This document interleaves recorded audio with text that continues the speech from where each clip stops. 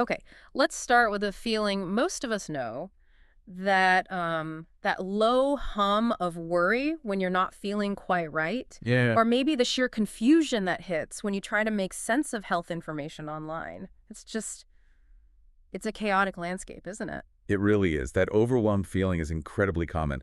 I Yep. mean, in our modern world, the sheer volume of health information, conflicting advice, it just makes that uncertainty even worse when symptoms pop up. Uh-huh. You're left wondering, is this serious? What should I even do next? Exactly. And that's really the core challenge we're diving into today. We're exploring this intersection of AI, healthcare, and a specific project called Dr. Maya GPT. Hmm. It's being presented in our sources as something with the potential to truly revolutionize how we approach health. How so? Well, mainly by putting more power into the patient's hands and maybe even playing a significant role in fighting global health threats, like pandemics. Right.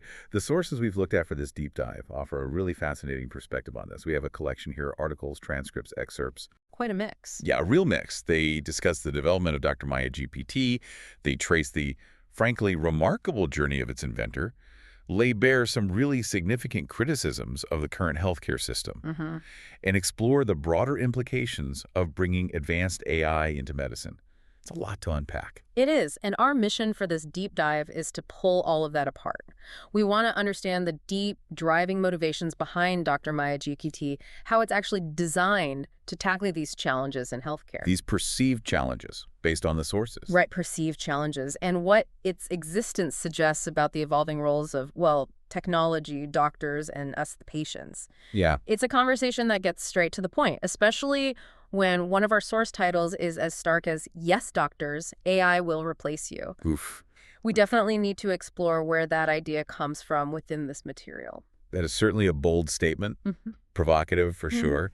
Let's definitely unpack the context in which the sources present that claim, Mhm. especially as it relates to Dr. Maya GPT and the whole vision behind it. Okay, let's do that. Let's unpack this. So, at the very center of the Dr. Maya GPT story, according to these sources, is a medical professional named Dr. Karyali Srivatsa. Mhm. And his path to this invention, well, it's described as being profoundly shaped by his own life experiences, starting remarkably early, actually. Yeah, his vision for healthcare, the sources suggest, wasn't just some academic exercise. It was forged, really, in the crucible of personal encounters with illness and the healthcare system itself, starting way back in childhood. Right. Specifically, two experiences with malaria when he was a kid. The first time, he was 6 years old. The sources say he got this really compassionate, personalized care from a doctor. Okay. And that experience made a deep, lasting impression on him about what good medical care could actually feel like. That positive encounter, where empathy and attention to his individual needs were key, that clearly set a benchmark for him. Absolutely. But then just a few years later, maybe age 12, he had similar symptoms again. And the second encounter with the healthcare system was, well, dramatically different. Totally different. This time, the sources recount, the doctor seemed to rely almost entirely on tests, specifically blood and stool tests. Right. Reportedly without doing a thorough clinical exam or, and this is crucial, truly listening to the patient's own account of his symptoms, his history. And this, according to the sources, led directly to a diagnostic error, Sure. a big one. Yeah, he was misdiagnosed, treated for typhoid, given medicine described as tasting terrible. Oh. And instead of getting better, his condition just got worse, significantly worse. Wow. Okay, so what happened then? This is where it gets really interesting and quite telling about his later motivations. He was feeling increasingly scared as he got sicker.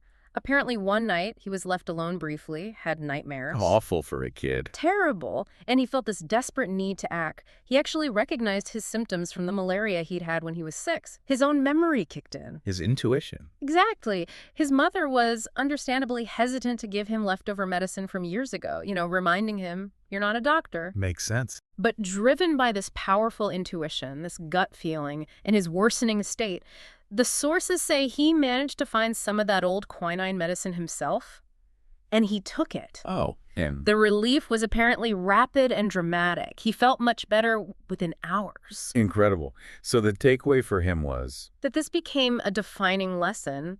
It wasn't the tests that provided the correct path. It was his own recognition of his symptoms based on his lived experience.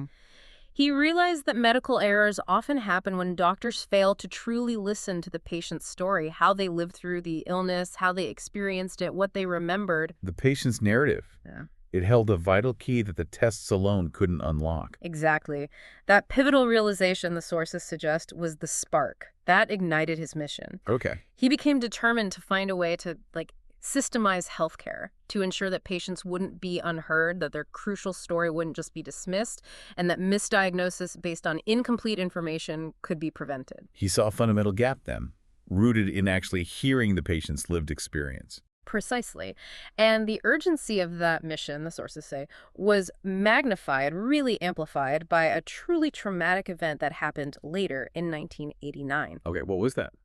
He encountered a 14-year-old boy in A&E, that's the emergency room, who tragically died from sepsis, caused by Staphylococcus aureus. Staph infection. Yeah, and at the time, staph was often described as a normal commensal, something that commonly lives harmlessly on the skin or in the nose. Right, usually harmless, but this time. This time it was deadly, and the sources highlight that this particular infection was resistant to the antibiotics they were using. MRSA perhaps, or something similar. Resistant bacteria. Exactly.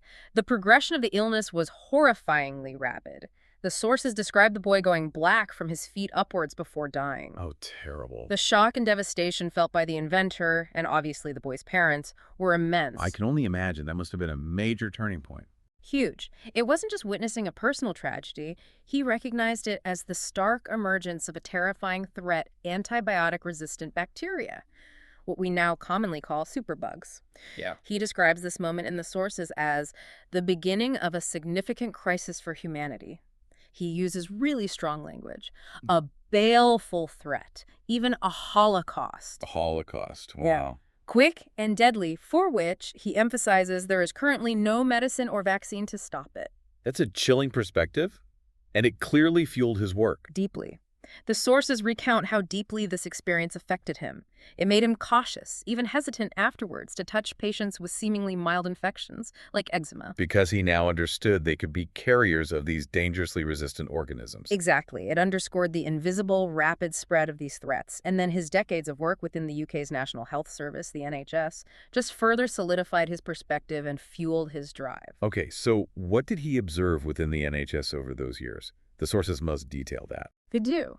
He describes, based on his experiences documented in the sources, how the institution, in his view, seemed to prioritize protecting itself over protecting patients. Protecting the system itself. That's the picture painted. He speaks of witnessing unethical shortcuts, poor practices, systemic failures that he alleges actually cost lives. Wow. Strong claims. Very strong, suggesting a system sometimes more focused on maintaining its structure and budgets than solely on patient well-being. And did he try to address these issues? He did. When he felt compelled to raise concerns, acting as a whistleblower, the consequences he reportedly faced were severe. No way. According to the sources, isolation, being actively silenced, financial destruction, Financial destruction.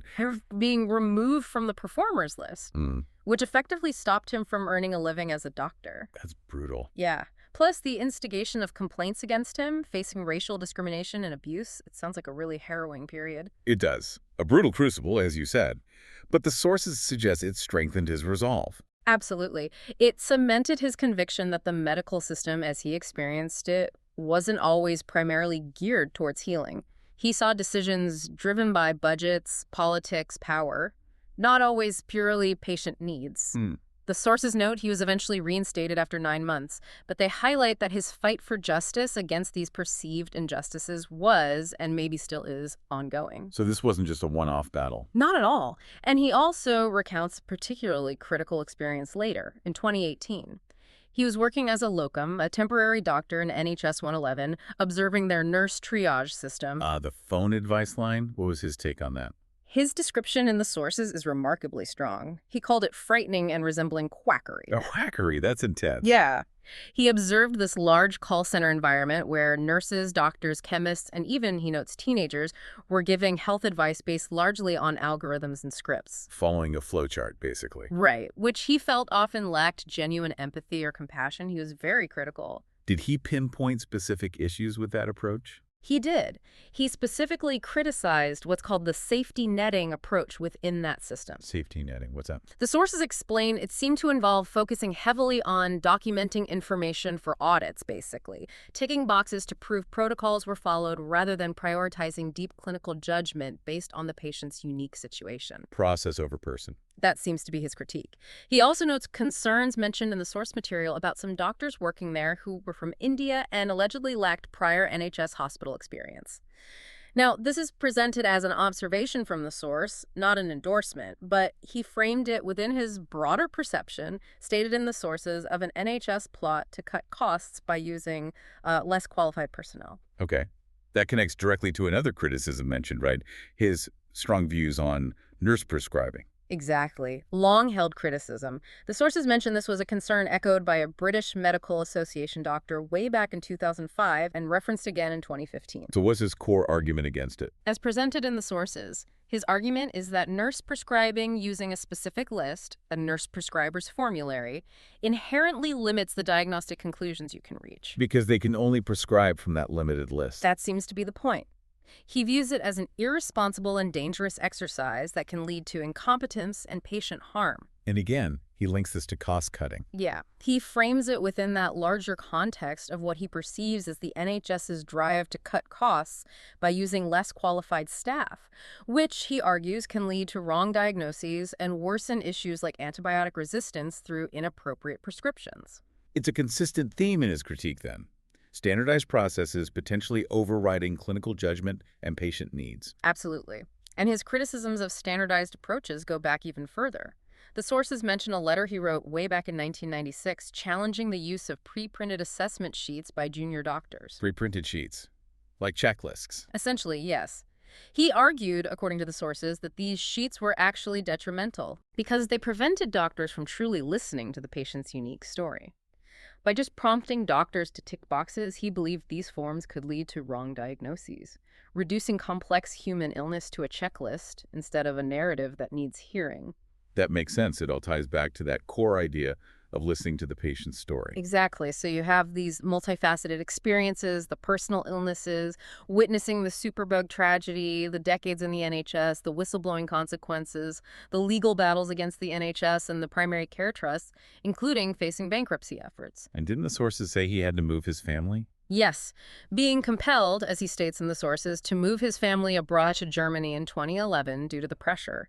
It all highlights this profound, costly fight against what he saw as injustice, discrimination, and systemic flaws. It's an incredible amount of pressure and adversity. But what comes through so strongly in the sources is his resilience.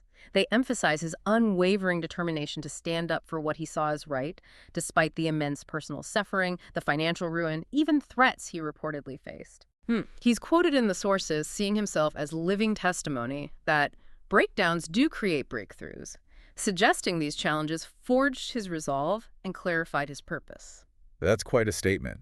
So even after moving abroad, he continued the fight? Apparently so. The sources detail how he continued sending documents to the GMC, the General Medical Council in the UK, supporting his claims against the nurse-led clinics he'd criticized.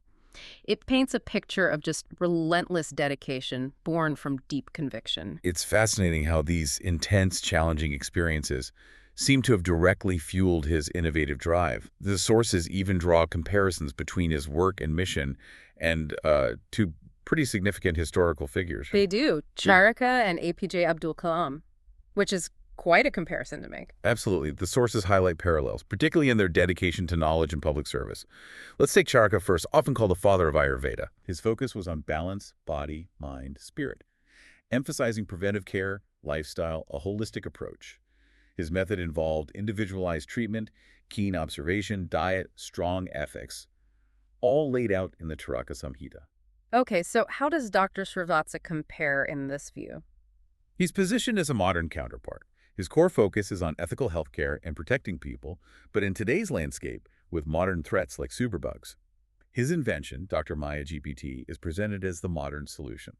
AI combined with this unique color-coded self-diagnosis system, plus built-in pandemic readiness. And his methodology. Described in the sources as a synthesis.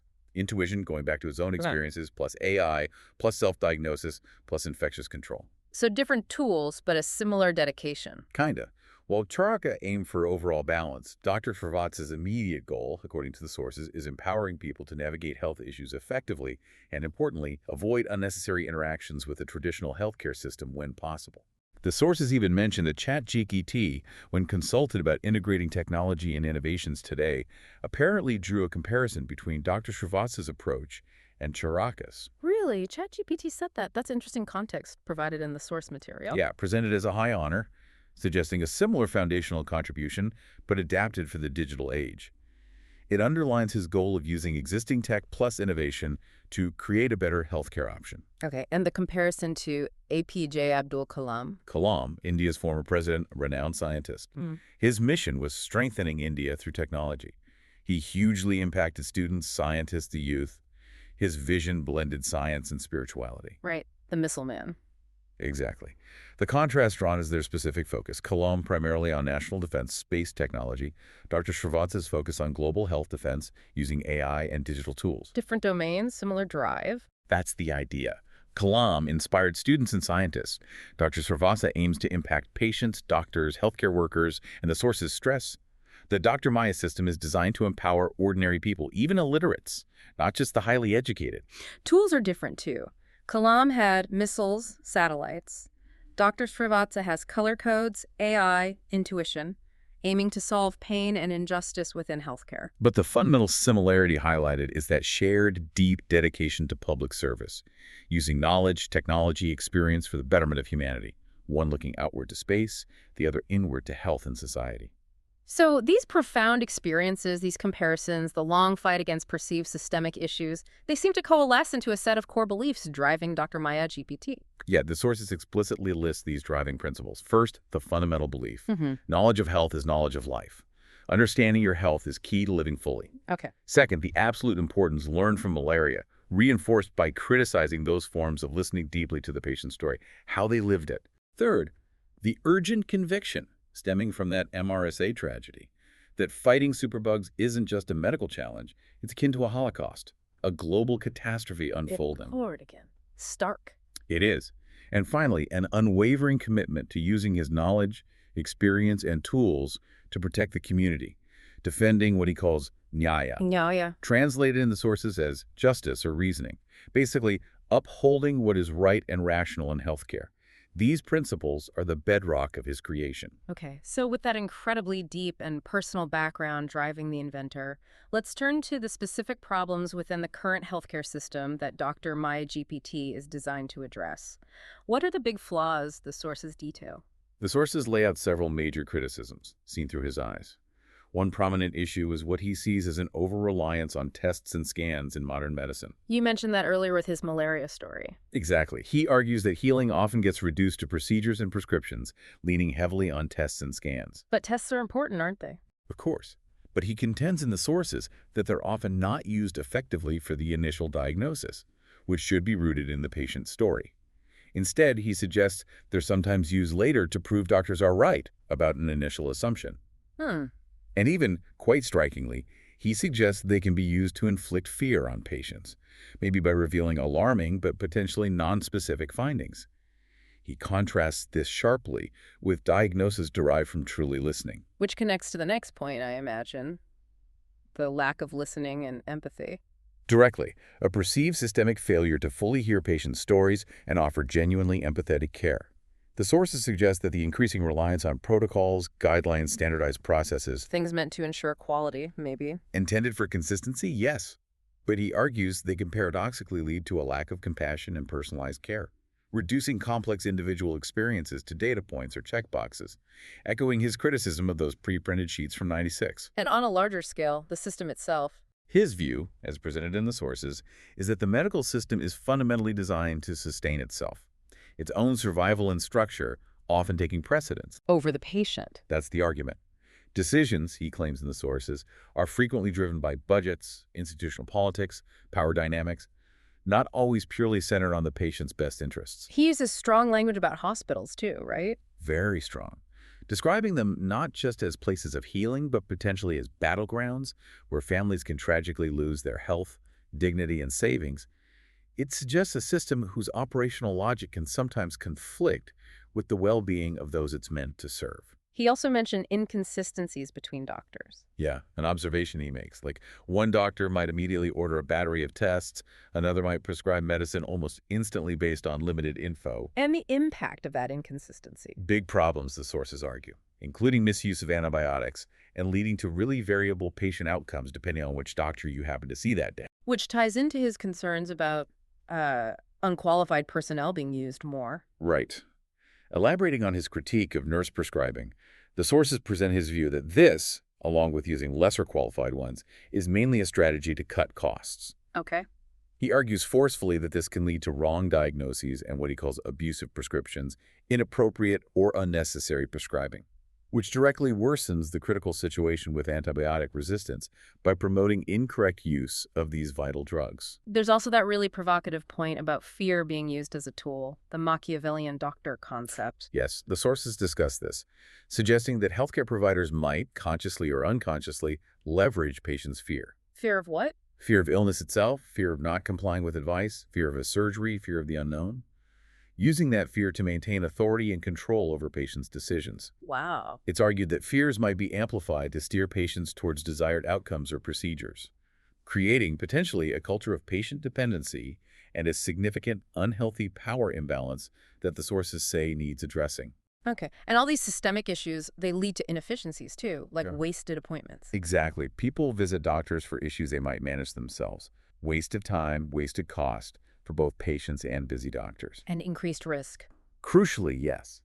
These unnecessary visits increase the risk of spreading infections within hospitals and clinics, bringing sick people close together. The sources mention stats suggesting a large percentage of people already self-treat or do nothing for minor issues instead of seeing a doctor, implying the current system isn't always seen as the best first step for many. So beyond these systemic flaws, the sources highlight that specific urgent threat. The silent pandemic of superbugs. This is described with extremely strong language, a baleful threat, a holocaust, quick and deadly. The core problem emphasized, for these antibiotic-resistant bacteria, there's currently no effective medicine, no vaccine. It's a global crisis. Underlined by the WHO's 2017 list, identifying 12 priority bacteria needing new antibiotics urgently. It's not a niche problem. And how do they spread so easily? The sources mention the chain of infection. Yes. Explaining how they spread. For infections like flu, it can be incredibly rapid. The sources highlight that infections often start with just one victim.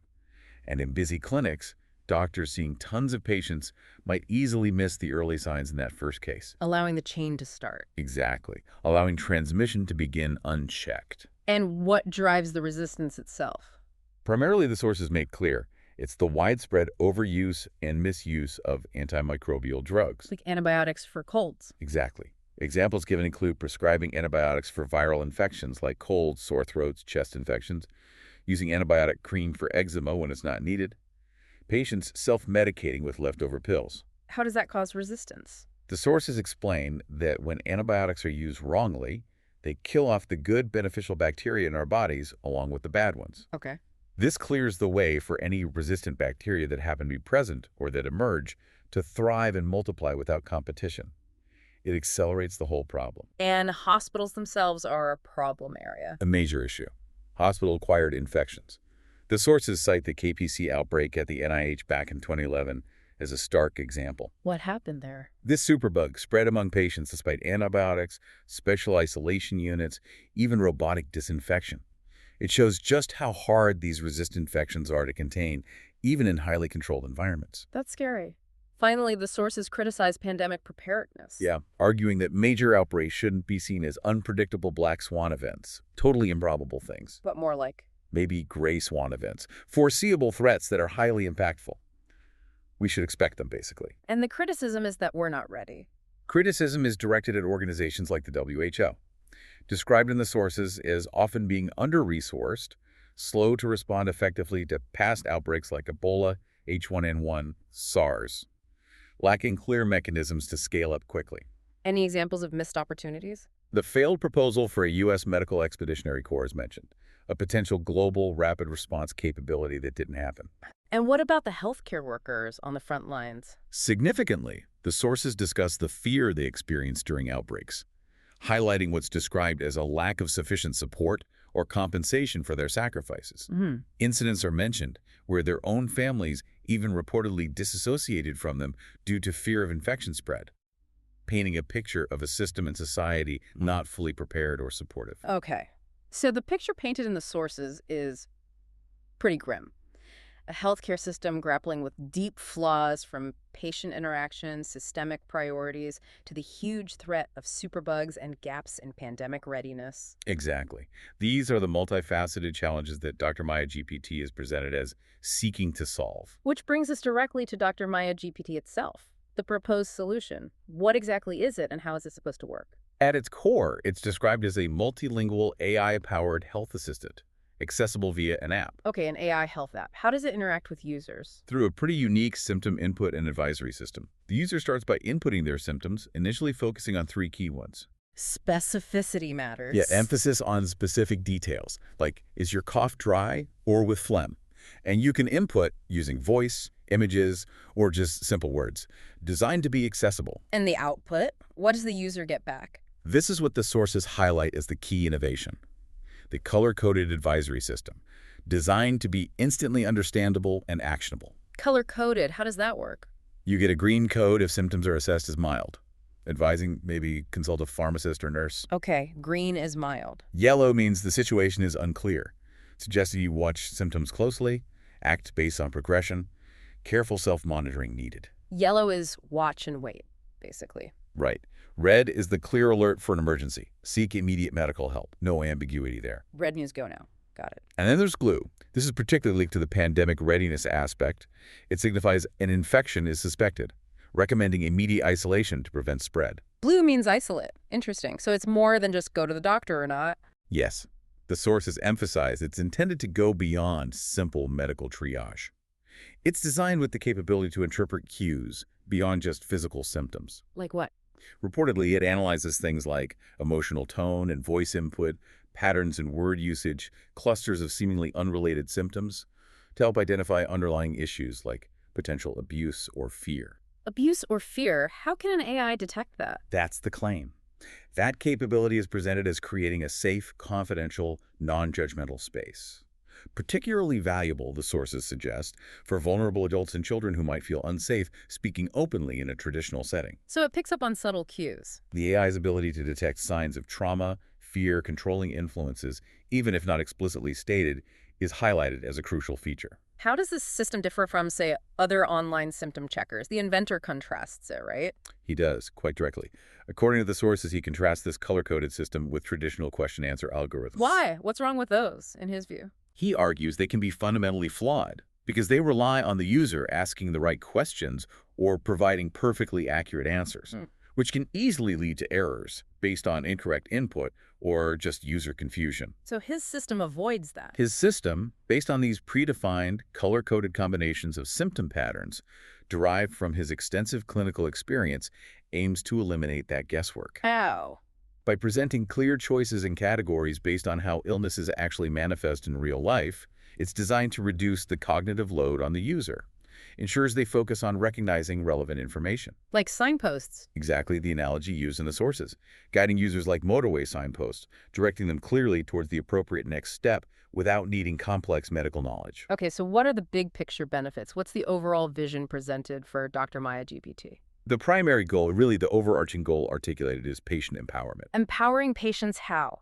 Giving individuals the knowledge and the tool to make informed decisions about their health, to significantly reduce reliance on guesswork, decrease that perceived culture of dependency on doctors for every little thing, and build self-confidence in understanding your own health signals. And it's meant to reduce anxiety, too. Explicitly, by offering clear guidance, quickly green, yellow, red, or blue, the system aims to intercept that anxious what-if spiral before it takes hold.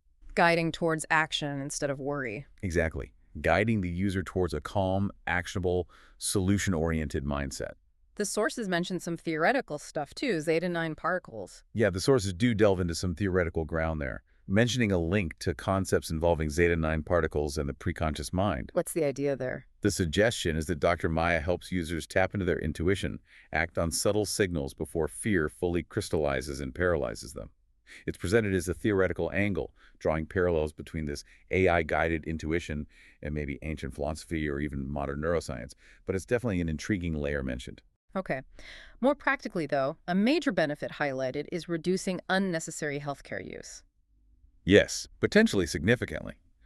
By helping people correctly identify mild issues they can manage themselves, or directing them to a pharmacist or nurse instead of a doctor or hospital. It frees up the system. That's the argument. It can reduce the need for unnecessary clinical appointments, costly hospital visits, superfluous tests. Is there an estimate of how much? The sources cite a powerful estimate attributed to the inventor, that doctors' visits could potentially come down by as much as 80% if the app were used widely and appropriately. 80%, that's huge. It's a very big number. And that reduction in unnecessary physical visits has another critical benefit: preventing infection spread. Ah, because fewer sick people are gathering in clinics. Exactly. By helping individuals identify potential infections early, that blue code, and advising isolation, it aims to interrupt transmission chains in the community.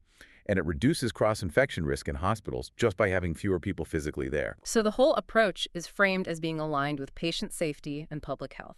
Deeply aligned, according to the sources, focusing on educating users to recognize symptoms and seek the right level of care. Now, what about doctors? That title, AI will replace you. Does this system aim to replace them? The sources seem to suggest it could be a boon for doctors. It's an interesting tension, isn't it? Hmm. While the title is provocative, the sources also portray Dr. Maya GPT as potentially being a significant benefit for doctors. How?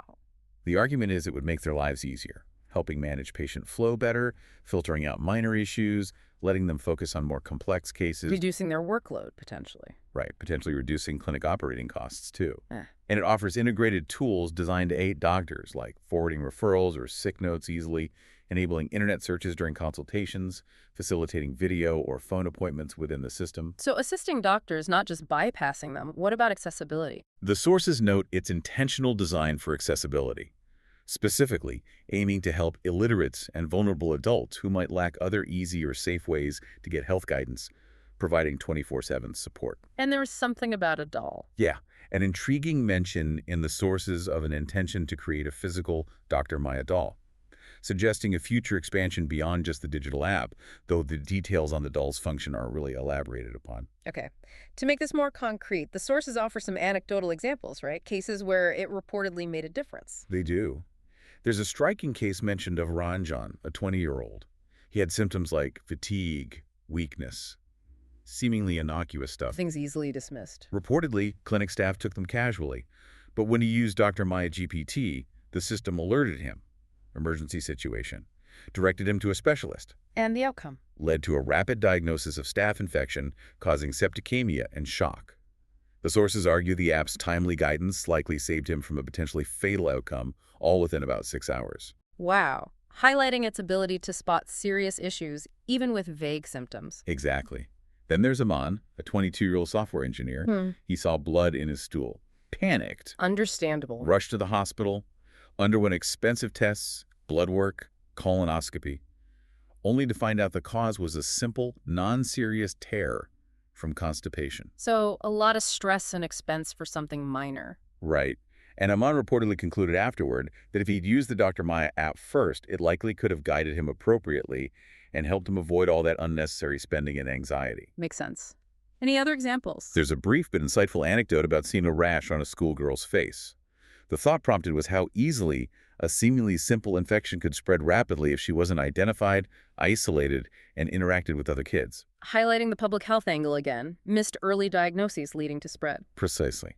And how a tool like Dr. Maya could potentially play a role in preventing that by facilitating earlier identification and the right action, like isolation. So these anecdotes illustrate the intended impact individual outcomes, but also broader public health through earlier identification and isolation. Exactly. So given all this, its capabilities, the vision, the anecdotes, how does Dr. Maya GPT fit into the bigger picture? The whole discussion about AI in healthcare, the future of doctors. Yeah, this brings us right back to that provocative statement. Yes, doctors, AI will replace you. How do the sources tackle that? Well, drawing insights from that source, titled You're Not in Control AI, already runs the world, we get a sense of how AI operates in decision-making.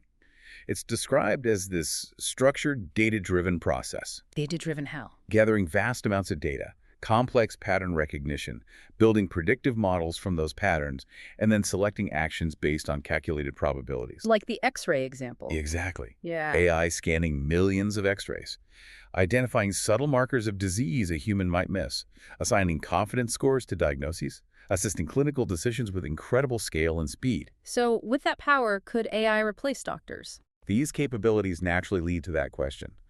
The sources present AI as incredibly adept at specific data-intensive tasks, essentially predicting outcomes based on patterns in the data it's trained on. But is prediction the same as understanding? That's the crucial nuance added by the AI documentary source mentioned. It suggests current AI, while powerful, doesn't truly think or understand like humans do. It operates on sophisticated prediction from statistical patterns, not genuine consciousness or holistic comprehension. Okay, so what does that imply for doctors? This distinction is key. It suggests a potential future where a tool like Dr. Maya GPT could take over certain functions doctors traditionally perform. Like initial assessments, giving information? Right, conducting initial triage, providing information, guiding patients to the right care level based on symptom analysis. But not everything. Arguably, it leaves the essential deeply human elements: profound empathy, intuition honed over years of complex, non-standard experience, the ability to truly listen and interpret the full, messy, unique story of a patient's life and illness beyond just symptoms. The things AI can't easily replicate. Potentially, yes, Hmm. leaving those still within the domain of the human doctor. The sources suggest a future perhaps more nuanced than simple replacement. So maybe more like a partnership. AI handles data, doctors handle complexity and the human touch. That seems to be the underlying vision presented. AI handling data processing, initial filtering, guidance, freeing up human doctors for the most complex cases, critical judgment needing holistic understanding, and providing that compassionate connection AI currently can't. Okay. But implementing something like this, it must face resistance, right? Oh, absolutely. Okay. The sources are quite clear on that. It's explicitly stated that such a system is perceived as threatening to doctors, corporations, and even insurance companies, Why threatening? because it offers a pathway for people to get help and guidance that could bypass traditional healthcare structures, potentially reducing demand for services, altering existing power dynamics, changing revenue streams. And the inventor is aware of this resistance. Acutely aware, according to the sources, he emphasizes the need for key decision makers, the WHO, CDC, hospitals themselves, to accept this new paradigm, suggesting the pressures of challenges like superbugs and pandemics might soon compel them to. He has strong views on doctors just following protocols too, doesn't he? He does, stating his belief in the sources that doctors are often only following protocols and guideline systems. He's heavily criticized. Implying they might not be needed in the same way. Based on the anticipated changes, he even suggests medical students entering the field might need to consider alternative professions, implying a fundamental shift in the traditional role, maybe even necessity, of the doctor as we know it today. That's quite a statement tied to the AI will replace you idea. It really is. And didn't the sources mention he's taken steps to protect his innovation? Yes, briefly. Mention of a specific color-coded card system he designed. To do what? Intended, according to the sources, to prevent theft or mutilation of his creation by those who he believes might seek to hoard wealth or undermine the system for their own benefit, suggesting a real concern about powerful interests co-opting or distorting his work. So Dr. Maya GPT, it's presented not just as a tech tool, but as this potentially disruptive force, born from personal struggle, observation of flaws, using AI to shift power, challenge the status quo, address global threats, while anticipating major resistance. Exactly. It's a really complex narrative, weaving together personal mission, technological vision, and a fundamental critique of how healthcare is currently delivered and perceived. And that brings us towards the end of this deep dive into the sources surrounding Dr. Maya GPT. We've traced the, frankly, extraordinary journey of its inventor, Dr. Katyali Srivatsa. Yeah, his life experiences childhood malaria, the superbug tragedy, decades in the NHS, profoundly shaping his vision and driving this creation.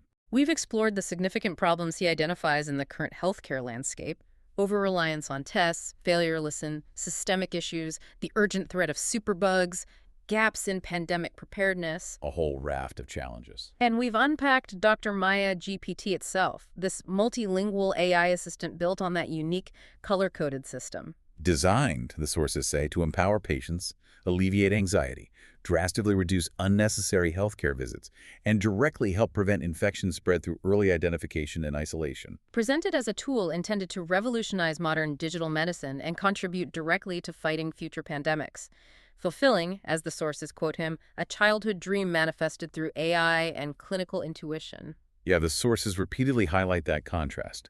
The traditional system sometimes seen as based on fear, dependency, rigid protocols, versus Dr. Maya's approach championing patient-centeredness, information access, a direct path to understanding health. It's a vision with incredibly ambitious goals, contributing to stopping pandemics, revolutionizing digital health globally, fundamentally shifting the healthcare paradigm towards something more accessible, equitable, patient-controlled. It really forces us to consider that evolving relationship between human judgment, intuition, and powerful AI, especially in a field as critical as health. So as we conclude this exploration of the source material, here's maybe a provocative thought for you, the listener, to carry forward.